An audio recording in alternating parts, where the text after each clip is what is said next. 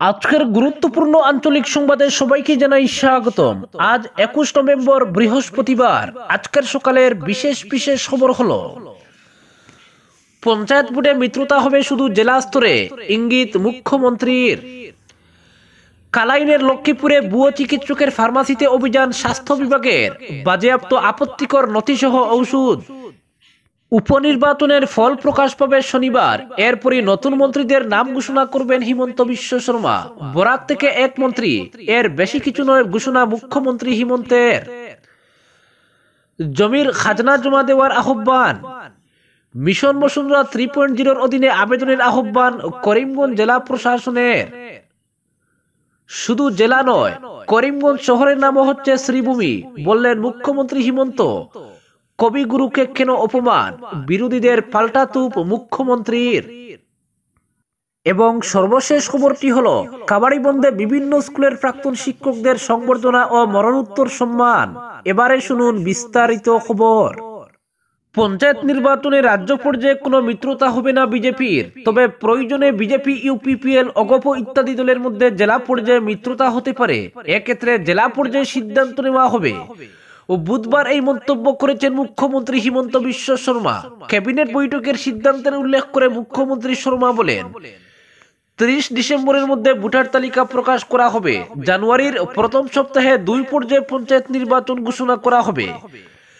10 ফেব্রুয়ারির মধ্যে পঞ্চায়েত নির্বাচন শেষ হবে। এদিকে পঞ্চায়েত নির্বাচন নিয়ে ক্যাবিনেট সিদ্ধান্ত প্রসঙ্গে বিরোধী দলনেতা দেবব্রত শইকিয়া বলেন, পঞ্চায়েত নির্বাচনের জন্য কংগ্রেস সম্পূর্ণ প্রস্তুত। এ প্রসঙ্গে তিনি কটাক্ষ করে আরো বলেন, পঞ্চায়েত ও গ্রাম উন্নয়ন মন্ত্রী রঞ্জিত কুমার দাস কিছুদিন আগে বলেছিলেন জানুয়ারিতে পঞ্চায়েত নির্বাচন অনুষ্ঠিত হবে, কিন্তু মুখ্যমন্ত্রী নিজের আধিপত্য দেখাতে এবার ঘোষণা করেছেন ফেব্রুয়ারিতে ভোট হবে। এর আগেও একবার মন্ত্রী দাস পঞ্চায়েতে কর আরোপের কথা ঘোষণা করেছিলেন, কিন্তু মুখ্যমন্ত্রী তার বিপরীত অবস্থান গ্রহণ করেন। পঞ্চায়েত নির্বাচনের দিন ঘোষণার ক্ষেত্রে এমনটা হলো, কিন্তু এই নির্বাচন মূলত 1 বছর আগে হওয়ার কথা ছিল। সরকার বিভিন্ন অজুহাত দেখিয়ে পঞ্চায়েত নির্বাচন বিলম্ব করেছে বলে মন্তব্য করেন তিনি। অপরদিকে বরাক থেকে এক মন্ত্রী, এর বেশ কিছু নয় বললেন মুখ্যমন্ত্রী হিমন্ত। উপনির্বাচনের ফল প্রকাশ পাবে শনিবার, এরপরই নতুন মন্ত্রীদের নাম ঘোষণা করবেন হিমন্ত বিশ্ব শর্মা। তবে মন্ত্রিসভায় ব্যাপক রদবদলের সম্ভাবনা যে থাকছে না, এদিন মুখ্যমন্ত্রীর বক্তব্যে এটা মোটামুটি বোঝা গেছে। হিমন্ত বিশ্ব বলেছেন, বরাক উপত্যকা থেকে একজন মন্ত্রী দরকার, সেটাই করা হবে, এর বাইরে বিশেষ কিছু নেই। বরাক উপত্যকা থেকে কার ভাগ্যে মন্ত্রিত্বের শিখে চিরছে এ নিয়ে জল্পনা কল্পনা রয়েছে। তবে বাঙালি হিন্দু কোটায় দুবারের বিধায়ক কৃষ্ণেন্দু পালি এগিয়ে রয়েছেন বলে বিভিন্ন সূত্রে ইঙ্গিত পাওয়া গেছে। অবশ্য করিমগঞ্জ জেলা থেকে মিশন রঞ্জন দাসকে রাজ্যসভায় সাংসদ হিসেবে পাঠানো হয়েছে। এই পরিস্থিতিতে কাছাড় থেকে কাউকে মন্ত্রী করা হতে পারে, এমন সম্ভাবনার কথাও শোনা যাচ্ছে। সেক্ষেত্রে কৌশিক রায়ের ভাগ্যে মন্ত্রিত্ব জুড়তে পারে, এমন কথাও শোনা যাচ্ছে। প্রথমে লোকসভা নির্বাচন, তারপর উপনির্বাচনের পর মন্ত্রিসভার রদবদল কিংবা সম্প্রসারণ করা হবে, গঠন করা হবে পূর্ণাঙ্গ মন্ত্রিসভা। মুখ্যমন্ত্রী হিমন্ত বিশ্ব শর্মা নিজেই এই ঘোষণা করেছিলেন। উপনির্বাচন শেষ, এবার হিমন্ত মন্ত্রিসভার রদবদল ও পূর্ণাঙ্গ সম্প্রসারণ নিয়ে জোর চর্চা শুরু হয়েছে। কারা মন্ত্রিসভায় ঠাঁই পাচ্ছেন তারও জল্পনা কল্পনা তুঙ্গে। অনেকে মন্ত্রিত্বের স্বাদ পেতে অপেক্ষা করে করে কার্যত ক্লান্ত। বর্তমানে হিমন্ত বিশ্ব মন্ত্রিসভায় 4টি পদ খালি পড়ে আছে। এই 4টির মধ্যে পাতারকান্দির বিধায়ক কৃষ্ণেন্দু পালের জায়গা পাকা। মুখ্যমন্ত্রী হিমন্ত বিশ্ব শর্মা নিজেই কৃষ্ণেন্দুর নাম নিয়ে কার্যত ইঙ্গিত দিয়ে রেখেছেন। বাকি 3টি মন্ত্রী পদ নিয়ে চলছে হিসাব নিকাশ। এর মধ্যে বাদ পড়ার তালিকাও তৈরি করা হয়েছে। সেই তালিকায় চন্দ্রমোহন পাটোয়ারি, সঞ্জয় কিষানের নাম নিয়ে চর্চা শুরু হয়েছে। ফলে মন্ত্রিত্বের দাবিদারদের তালিকাও দীর্ঘ। পূর্ণাঙ্গ মন্ত্রিসভায় ঠাঁই পাওয়ার লক্ষ্যে বিজেপি বিধায়কদের আসার পারদ যখন চড়ছে, তখনই মুখ্যমন্ত্রী হিমন্ত বিশ্ব শর্মা বলেন, মন্ত্রিসভার সম্প্রসারণ নিয়ে বিশেষ কিছু নেই। বরাক উপত্যকা থেকে একজন মন্ত্রী দরকার, এর বাইরে বিশেষ কিছু হওয়ার নেই। মুখ্যমন্ত্রীর এই মন্তব্য যথেষ্ট তাৎপর্যপূর্ণ বলে মনে করা হচ্ছে। কারণ উজান অসমের ভোট ব্যাংকের কথা মাথায় রেখে চা জনগোষ্ঠী ও আহোম জনগোষ্ঠীর মধ্যে প্রভাব অটুট রাখতে সুশান্ত বড়াগুহাই ও রূপেশ গোয়ালার নাম নিয়ে চর্চা চলছে। তার মধ্যে উপনির্বাচনের ফলাফল যদি নেতিবাচক হয় তাহলে হিসাব পাল্টে যেতে পারে। ফলে চূড়ান্ত সিদ্ধান্ত নেওয়া হবে শনিবার উপনির্বাচনের ফল প্রকাশের পরই। অপরদিকে কালাইনের লক্ষ্মীপুরে ভুয়ো চিকিৎসকের ফার্মাসিতে অভিযান স্বাস্থ্য বিভাগের, বাজেয়াপ্ত আপত্তিকর নথিসহ ঔষধ। কালাইন লক্ষ্মীপুরে মঙ্গলবার এক ভুয়ো ডাক্তারের ফার্মাসিতে আচমকা অভিযান চালায় স্বাস্থ্য বিভাগ। তবে এ অভিযানের আগাম খবর পেয়ে ভুয়ো চিকিৎসক সুবীর চৌধুরী পালিয়ে যেতে সক্ষম হয়। স্বাস্থ্য বিভাগের কর্মীরা ওই ফার্মাসি থেকে অনেক আপত্তিকর কাগজপত্র সহ ঔষধ বাজেয়াপ্ত করেছে বলে জানা গেছে। কালাইন লক্ষ্মীপুরে একটি ঘর ভাড়া নিয়ে বাসন্তী দেবী হেলথ কেয়ার নামে একটি ফার্মাসিতে অনেকদিন ধরে রোগী দেখছিলেন শিলচরের এই ভুয়ো চিকিৎসক সুবীর চৌধুরী। অভিযোগ মতে এই ফার্মাসিতে অবৈধভাবে গর্ভপাত করানো হতো। এরকম নানা অভিযোগের ভিত্তিতে মঙ্গলবার সন্ধ্যায় কাছাড় জেলা স্বাস্থ্য বিভাগের কর্মকর্তারা লক্ষ্মীপুরের ওই ফার্মাসিতে অভিযান চালান। তবে ভুয়ো চিকিৎসক সুবীর চৌধুরী পালিয়ে যেতে সক্ষম হয়। জানা গেছে পুলিশ তাকে ধরতে ইতিমধ্যেই অভিযানে নেমেছে। সূত্র মতে অভিযুক্ত মুন্নাবাই সুবীর চৌধুরী বেশ কয়েক বছর শিলচরের এক প্রথিতযশা চিকিৎসকের ব্যক্তিগত সহকারী হিসেবে কাজ করেছিল এবং সেখান থেকে বিভিন্ন ঔষধের কম্পোজিশন সম্পর্কে ভালোভাবে ওয়াকিবহাল হয়ে কালাইন লক্ষ্মীপুরে ফার্মাসি খুলে বসে। এর আগে সুবীর অবশ্য অল্টারনেটিভ মেডিসিনের একটি ক্র্যাশ কোর্স করে সার্টিফিকেট বানিয়ে নিয়েছিল বলে স্থানীয়রা জানিয়েছেন। প্রথম দিকে সাধারণ জ্বর, সর্দি, কাশি, ডায়রিয়া, আমাশয়ের চিকিৎসা করে এলাকায় একজন ভালো ডাক্তার হিসেবে সুনাম অর্জন করে সুধীর বাবু। এরপরই অন্যান্য রোগেরও চিকিৎসা শুরু করতে কিছু ব্যক্তির নজরে পড়ে যান তিনি। অভিযোগ জানানো হয় জেলা যুগ্ম স্বাস্থ্য সঞ্চালকের কার্যালয়ে। এরই পরিপ্রেক্ষিতে মঙ্গলবার অভিযুক্ত সুধীর চৌধুরীর লক্ষ্মীপুরের ফার্মাসিতে অভিযান চালান স্বাস্থ্য বিভাগের কর্মীরা। কিন্তু আগেভাগেই অভিযানের খবর পেয়ে ফার্মাসি থেকে পালিয়ে যায় সে। তবে স্বাস্থ্য কর্মীদের অভিযানে বেশ কিছু আপত্তিকর কাগজপত্র সহ জীবনদায়ী ওষুধ বাজেয়াপ্ত করা হয়। অপরদিকে পাথারকান্দি শিক্ষাখণ্ডের কাবাড়িবন এমই স্কুলে এক সংবর্ধনা সভা অনুষ্ঠিত হয়। এতে কবি আসহাবউদ্দিন তালুকদারের পৌরোহিত্যে কৃতি শিক্ষক সংবর্ধনা সভা অনুষ্ঠান হয়। অনুষ্ঠানে কৃতি শিক্ষক হিসেবে সংবর্ধনা দেওয়া হয় পাথারকান্দি মডেল হায়ার সেকেন্ডারি স্কুলের প্রাক্তন অধ্যক্ষ শ্যামাপদ্দে, আসিমিয়া এমবি স্কুলের অবসরপ্রাপ্ত প্রধান শিক্ষক তথা অসমিয়া ভাষা জ্ঞান পরীক্ষা কেন্দ্রের প্রাক্তন অধ্যক্ষ Kazi Atiqur Rahman, model higher secondary স্কুলের প্রাক্তন শিক্ষক গোপাল চন্দ্র দাস, কাবাড়িবন এমই স্কুলের অবসরপ্রাপ্ত প্রধান শিক্ষক মুজাক্কির আলী, আসিমিয়া সিনিয়র মাদ্রাসার প্রাক্তন শিক্ষক আব্দুর রউফ, শিক্ষক মৌলানা আসহাবউদ্দিন, মঈনুদ্দিন, হাবিব আলী, আসাদউদ্দিন, ঈদগাহ স্কুলের শিক্ষক আব্দুল রজ্জাক প্রমুখকে গামছা, ফুলের তোলা ও মানপত্র দিয়ে সংবর্ধনা জানান বিশিষ্ট সমাজসেবী আব্দুল হামিদ, কাবাড়িবন জিপি সভাপতি রফিক উদ্দিন সহ অন্যান্যরা। অনুষ্ঠানে অতিথি হিসেবে উপস্থিত ছিলেন পাথারকান্দি বিএড কলেজের অধ্যক্ষ আইনুল হক, বিশিষ্ট ঠিকাদার আব্দুল বাসিদ। এদিন বিশেষভাবে কাবাড়িবন এমই স্কুলের প্রতিষ্ঠাতা প্রধান শিক্ষক প্রয়াত মুকব্বির আলীকে মরণোত্তর স্মারক সম্মাননা প্রদান করা হয়। প্রয়াতের বড় পুত্র মনসুর আহমেদের হাতে সবাই সমবেতভাবে তুলে দেন স্মারক সম্মাননা।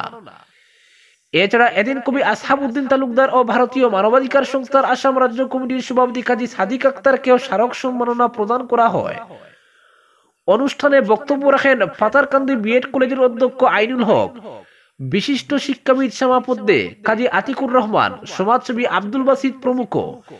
এছাড়াও সংবর্ধনা অনুষ্ঠানের অন্যান্যদের মধ্যে উপস্থিত ছিলেন বিশিষ্ট জয়নুল করিম, আরজ আলী প্রমুখ। অপরদিকে করিমগঞ্জ সদর রাজস্ব চক্রের অন্তর্গত এলাকায় 16 নভেম্বর থেকে জমির খাজনা সংগ্রহ শিবির ও রাজস্ব আদালত অনুষ্ঠিত হচ্ছে, চলবে 28 নভেম্বর পর্যন্ত। এতে করিমগঞ্জ সদর রাজস্ব চক্রের চক্র আধিকারিক ওই খাজনা সংগ্রহ শিবিরে অথবা করিমগঞ্জ সদর রাজস্ব চক্রে জমির খাজনা জমা দিতে আহ্বান জানিয়েছেন। অপরদিকে মিশন বসুন্ধরা 3 এর অধীনে আবেদনের আহ্বান করিমগঞ্জ জেলা প্রশাসনের। মিশন বসুন্ধরার অধীনে প্রাপ্ত সেবাগুলি থেকে জনগণকে সুবিধা গ্রহণ করতে করিমগঞ্জ জেলা প্রশাসন থেকে আহ্বান জানানো হয়েছে। এতে জানানো হয়েছে যে মিশন বসুন্ধরা 3.0 অধীনে আবেদনের অন্তিম তারিখ হচ্ছে চলতি বছরের 31 ডিসেম্বর।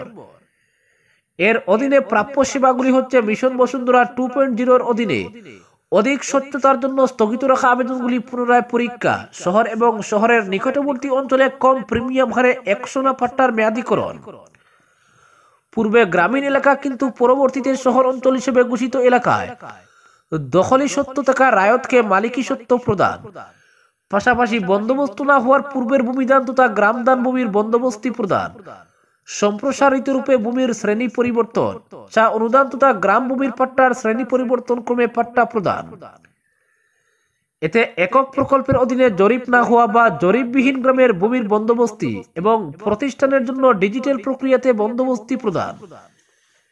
এছাড়াও মিশন বসুন্ধরা 2.0 অধীনের 3টি সেবা জনসাধারণের জন্য পুনরায় শুরু করা হয়েছে, যার মধ্যে সাধারণ সরকারি এবং সিলিং সরকারি জমির পাট্টা, দখল সত্ত্ব থাকা রায়তকে মালিকানা সত্ত্ব প্রদান, খিলঞ্জিয়া লোকেদের কফি, চা, রাবার চাষের জন্য ব্যবহার করা জমির পাট্টা প্রদান এবং নিবন্ধনযোগ্য না করা বা ঐচ্ছিক নিবন্ধনযোগ্য নথিপত্র সমূহের জন্য ডিজিটাল সংরক্ষণ করার ব্যবস্থা রয়েছে।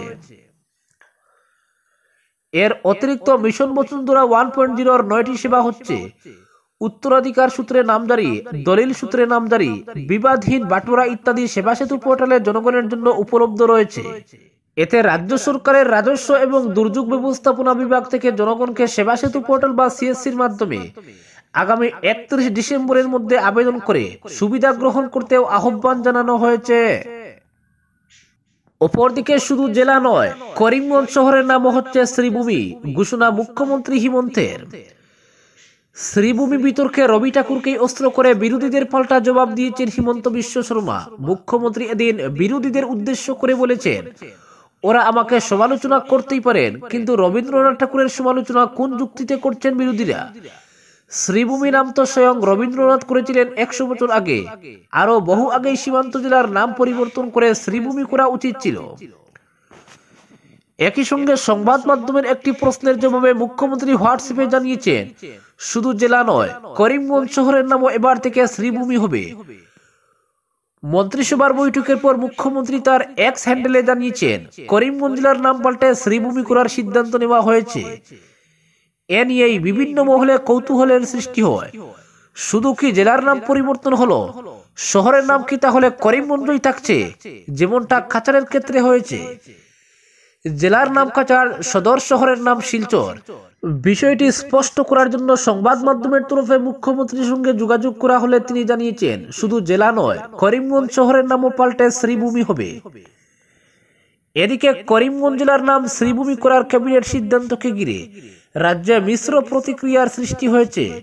শাসক দল বিজেপি করিমগঞ্জ জেলার নাম পরিবর্তন করে শ্রীভূমি করার ক্যাবিনেট সিদ্ধান্তকে স্বাগত জানালেও কংগ্রেস সহ বিভিন্ন দল ও সংগঠন এর তীব্র বিরোধিতা করেছে। জেলার নাম পরিবর্তনের বিতর্কের অবসান ঘটাতে প্রতিক্রিয়া প্রকাশ করেছেন খুদ মুখ্যমন্ত্রী হিমন্ত বিশ্ব শর্মা। তিনি বলেন, রবীন্দ্রনাথ ঠাকুরের দেওয়া নামকে গ্রহণ করে করিমগঞ্জ জেলার নাম শ্রীভূমি রাখা হয়েছে। 1919 সালে রবীন্দ্রনাথ ঠাকুর বা লক্ষ্মীনাথ বেজবরুয়া তার নাম রেখে গেলে তিনিও হাসি মুখে নিজের নাম পরিবর্তন করে নিতেন বলে মন্তব্য করেন।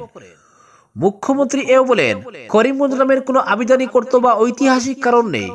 কোনো অজ্ঞাত ব্যক্তির নামে কেন এই শহরটি নাম থাকবে, যেখানে স্বয়ং কবিগুরু শ্রীভূমি বলে সম্বোধন করে গেছেন সেই 100 বছর আগে। তাছাড়া করিমগঞ্জ নামটির সঙ্গে অসমীয়া বা বাঙালির সংস্কৃতির কোনো সম্পর্কও তো নেই। করিমগঞ্জ জেলার নাম পরিবর্তন নিয়ে প্রতিক্রিয়া প্রকাশ করে বিরোধী দলনেতা দেবব্রত শইকিয়া বলেন, মুখ্যমন্ত্রী হিমন্ত বিশ্ব শর্মার মতে রবীন্দ্রনাথ ঠাকুর সিলেট জেলাকে দেখে শ্রীভূমি বলেছিলেন। তা ঐতিহাসিক হলেও রবীন্দ্রনাথ ঠাকুর যে সময় বলেছিলেন তার অনেক আগেই করিমগঞ্জ ছিল। রাইজর দলের সভাপতি অখিল গগৈ বলেন, নাম পরিবর্তন ও ইতিহাস নতুন করে লেখা দুটি হঠকারী ও ভয়ঙ্কর। তিনি বলেন, কথা ছিল উন্নয়নের রেকর্ড সৃষ্টি করে রাজ্যের মানচিত্র দেশে পরিবর্তন করার, জেলার নাম পরিবর্তন করে নয়। ফলে মুখ্যমন্ত্রীর এই নীতির প্রতিবাদ হওয়া প্রয়োজন। আসুর সভাপতি উৎপল শর্মা বলেন, নাম পরিবর্তনের রাজনীতি করে উত্তরণ সম্ভব নয়।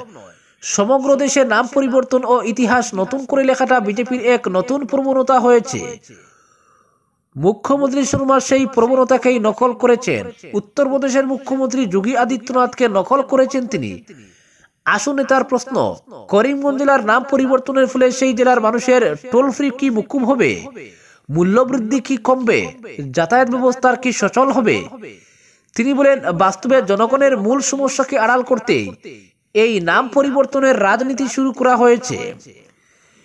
ইউডিএফ বিধায়ক রফিকুল ইসলাম জেলার নাম পরিবর্তনের বিরোধিতা করে বলেন, করিম নাম মুসলমানের হয়ে করিমগঞ্জ জেলার নাম পরিবর্তন করা হয়েছে। তিনি বলেন, করিম নামের আবিধানিক অর্থ পেয়ার, মোহব্বত, লাভ অর এফেকশন। জিপাল কৃষক শ্রমিক সংঘের মুখ্য উপদেষ্টা সুনেশ্বর নরহ বলেন, স্থানের নাম অন্তরায় নয়, অন্তরায় হচ্ছে সেই স্থানের উন্নয়ন না করা। তিনি বলেন, নাম পরিবর্তনের ফলে লক্ষ লক্ষ লোকের সময় নষ্টের ক্ষতিপূরণ। ব্যক্তিগত ও সরকারি নথির পরিবর্তন করার খরচ সরকারি অর্থে নয়, মুখ্যমন্ত্রীকে তার নিজ সম্পত্তি খরচ করে করুন। আজকের বিশেষ সংবাদ এখানেই সমাপ্ত।